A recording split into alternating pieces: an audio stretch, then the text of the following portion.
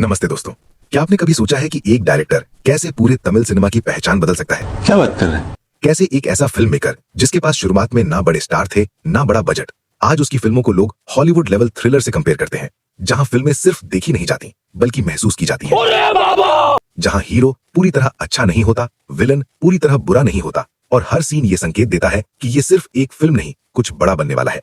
आज हम बात करने वाले हैं लोकेश कनगराज की। आइए देखते हैं, मजा आएगा। एक ऐसे डायरेक्टर की जिसने सिर्फ हिट फिल्में नहीं दी बल्कि एक पूरा सिनेमैटिक यूनिवर्स बना दिया, LCU।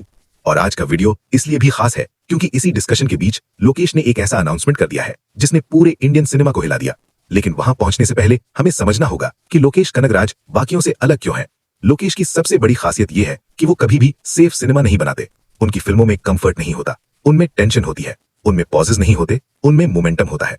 उनका डेब्यू हुआ 2017 में मानगरम से, एक लो बजट फिल्म बिना बड़े स्टार के, लेकिन जिस तरह से उन्होंने अलग अलग किरदारों की कहानियों को एक ही रात में आपस में जोड़ा, वहीं साफ हो गया था कि ये director straight line story telling में विश्वास नहीं करता। मानगरम में हर कैरेक्टर अपनी दुनिया में फंसा है, लेकिन किस्मत उन्हें एक ही रास्ते पर ले आती है। ये स्टाइल हमें हॉलीवुड में हाइपर लिंक नैरेटिव्स में दिखती है। अरे कहना क्या चाहते हो? जहां अलग अलग कहानियां धीरे धीरे टकराती है। यहीं से लोकेश ने यह तय कर लिया था कि उनकी फिल्मों में ऑडियंस पैसिव नहीं रहेगी, उसे सोचना पड़ेगा। इसके बाद आई 2019 की कैथी और यहीं से गेम कंप्लीटली बदल गया। कैथी में ना गाने हैं, ना रोमांस है, ना ग्लैमर, सिर्फ एक आदमी, एक रात और लगातार आगे बढ़ती कहानी। कैथी की पेसिंग बुलेट ट्रेन जैसी है, एक बार शुरू हुई तो रुकती ही नहीं। यहां साफ दिखता है जॉन वू का इन्फ्लुएंस। जॉन वू की फिल्मों में एक्शन सिर्फ कूल दिखाने के लिए नहीं होता, एक्शन कहानी को आगे बढ़ाने का जरिया होता है। कैथी में भी हर फाइट सीन किसी डिसीजन का रिजल्ट है, कोई भी एक्शन पॉइंटलेस नहीं है। फिर आती है मास्टर और यहाँ लोकेश को मास ऑडियंस और स्टार सिस्टम के साथ डील करना पड़ता है। लेकिन लोकेश की समझ यहाँ दिखती है, वो विजय को बदलते नहीं बल्कि उन्हें एक फ्लॉड लेयर्ड इंसान बनाते हैं। मास्टर में विजय और विजय सेतुपति दोनों ग्रे जोन में है, कोई भी पूरी तरह सही नहीं, कोई भी पूरी तरह गलत नहीं। ये सोच हमें मार्टिन स्कॉर्सेसी की फिल्मों की याद दिलाती है, जहां गैंगस्टर भी फैमिली के लिए लड़ते हैं और हीरो भी गलत फैसले लेते हैं। लेकिन असली मोड़ आता है विक्रम के साथ। विक्रम सिर्फ एक फिल्म नहीं, विक्रम एक ऐलान है। यहाँ लोकेश साफ कहते हैं, ये कहानी किसी एक आदमी की नहीं, ये एक पूरे सिस्टम की कहानी है।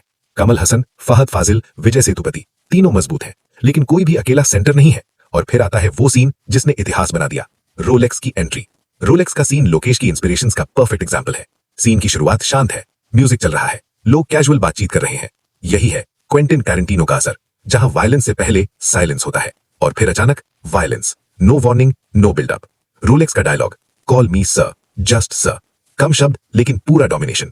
ये वही टैरेंटिनो फिलॉसफी है, कम डायलॉग मैक्सिमम इंपैक्ट।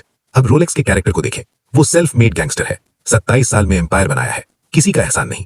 ये सीधा इंस्पिरेशन है स्कॉर्सेसी की गैंगस्टर फिल्मों से, गुडफेलास, दी डिपार्टेड, जहां पावर धीरे धीरे बनती है और हर डिसीजन भारी पड़ता है। रोलेक्स कार्टून विलन नहीं है, वो प्रैक्टिकल है, कैलकुलेटेड है और बेहद डेंजरस है। अब इसमें जोड़िए कमल हसन का इन्फ्लुएंस। लोकेश खुद मानते हैं कि उन्होंने सिनेमा कमल सर की फिल्मों से सीखा है। विक्रम में कमल का किरदार रिटायर्ड है, लेकिन पास्ट से भाग नहीं सकता। ये इमोशनल ग्राउंडिंग ही लोकेश की फिल्मों को सिर्फ एक्शन स्पेक्टिकल बनने से रोकती है। इसके बाद आती है लियो। लियो आइडेंटिटी और वायलेंस की कहानी है। एक आदमी जो नॉर्मल जिंदगी चाहता है, लेकिन उसका पास्ट उसे छोड़ने को तैयार नहीं। ये भी हॉलीवुड थ्रिलर्स का क्लासिक थीम है। क्या तुम अपने अतीत से भाग सकते हो? और यही सब मिलकर LCU को कामयाब बनाता है। हर फिल्म स्टैंड अलोन है, लेकिन पीछे एक इनविजिबल थ्रेड है।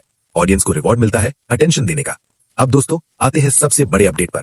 14 जनवरी 2026 भोगी और संक्रांति के मौके पर लोकेश कनगराज ने अल्लू अर्जुन के साथ अपनी नई फिल्म का ऑफिशियल अनाउंसमेंट कर दिया है।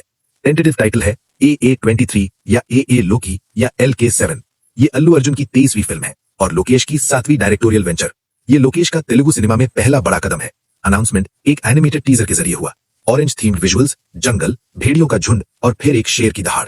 सिंबोलिज्म साफ है, पैक को रोकता है एक single dominant force. Allu Arjun को आइकॉन स्टार की तरह इंट्रोड्यूस किया गया। आईज क्लोजअप, फायर के पास वॉक, हिल पर हॉर्स कंट्रोल करते हुए। ये वही लैंग्वेज है जो लोकेश हमेशा यूज करते हैं, power, dominance, high stakes. Background में अनिरुद्ध का रैप चलता है, आई से 23। अनिरुद्ध और लोकेश का कॉम्बो पहले ही मास्टर, विक्रम और लियो में अपना असर दिखा चुका है। जॉनर ऑफिशियली कंफर्म नहीं है, सुपर हीरो है या नहीं ये अभी मिस्ट्री है। शाबाश बेटा। लेकिन सिंबोलिज्म और टोन देखकर एक बात क्लियर है, ये कोई लाइट फिल्म नहीं होने वाली, डार्क, इंटेंस, हाई कॉन्सेप्ट। और ये अनाउंसमेंट ये भी दिखाता है कि लोकेश अब सिर्फ तमिल सिनेमा तक सीमित नहीं है। LCU अब पैन इंडिया एक्सपैंड हो रहा है। हॉलीवुड से स्टाइल, तमिल सिनेमा से सोल और अब तेलुगु सिनेमा से स्केल। यही नहीं, अभी और सुनिए। अब सवाल आपसे है, क्या ये अल्लू अर्जुन वाली फिल्म LCU का हिस्सा होगी या एक नई यूनिवर्स की शुरुआत? और क्या लोकेश इंडियन सिनेमा के अगले डेकेड को डिफाइन करने वाले हैं? कमेंट में बताइए। अगर आपको ऐसे deep word to word cinema breakdowns पसंद है तो वीडियो को लाइक करें, चैनल को सब्सक्राइब करें। मिलते हैं अगली वीडियो में।